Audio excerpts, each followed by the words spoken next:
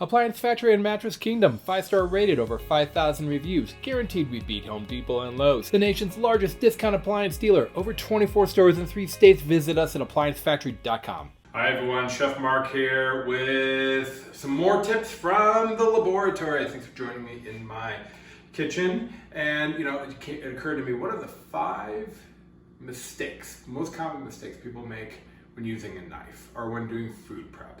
And I thought about, what have I seen? What have I seen personally? Not only when I'm working with people in their own homes, but from my own experience, maybe growing up and watching my mom cook. And I think mistake number 1 is sitting when you're doing your food prep or when you're chopping. So my mother used to take all her food and lay it on newspaper, sit at the kitchen table rather, and take a tiny little knife and sit there and chop. And it would take her all day to cut green beans or whatever it was.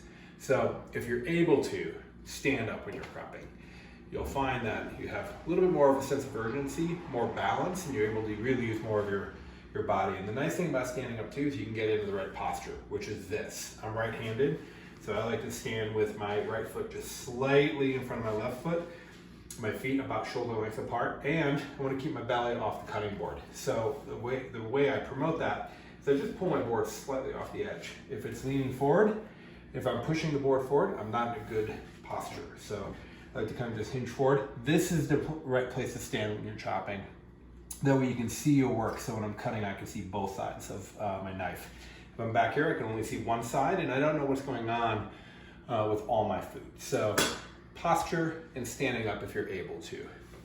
Number 2, sawing. I see this a lot. I see people, they take a knife and they start just sawing away, right?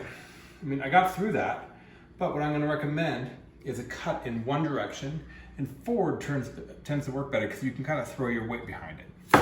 Forward, okay? So avoid sawing. And choosing the right knife, that's another, that would be number 3. Sometimes I see people using a really, really small knife, like a paring knife. I think the idea being that a large knife is intimidating. But the thing about a larger knife is you have a lot more surface area to work with here.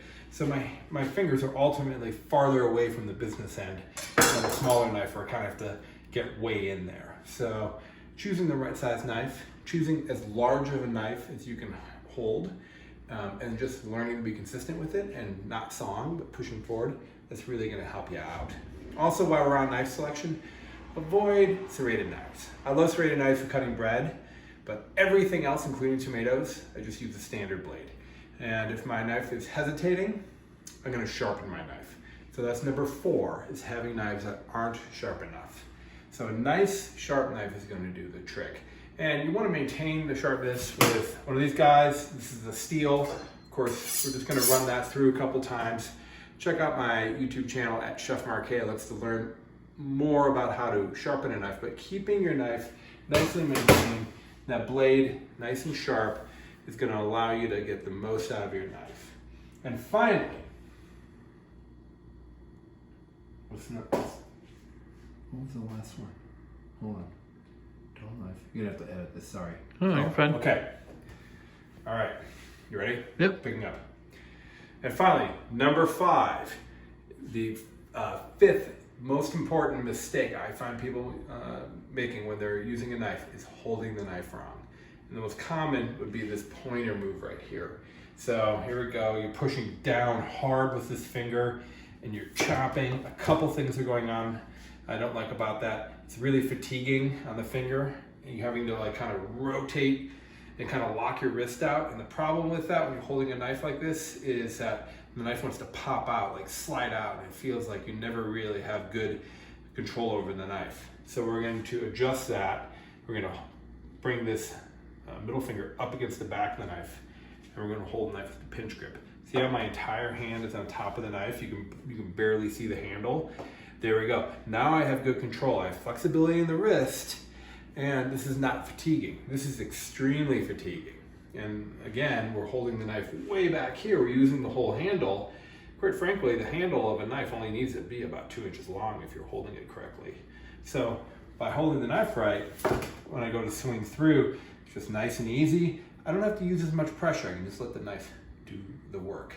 So those are my 5 top issues I find that people, mistakes really that people make when using a knife. So let's just review here.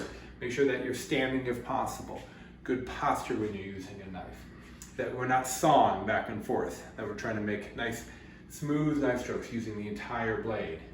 Number 3, dull knife. If you're using a dull knife, it's a big mistake. Make sure you use a nice, sharp knife. If you don't know how to sharpen your knife, check it out on YouTube. There's a million different tutorials on how to sharpen a knife. Even take it to a knife sharpening place, have it done for you.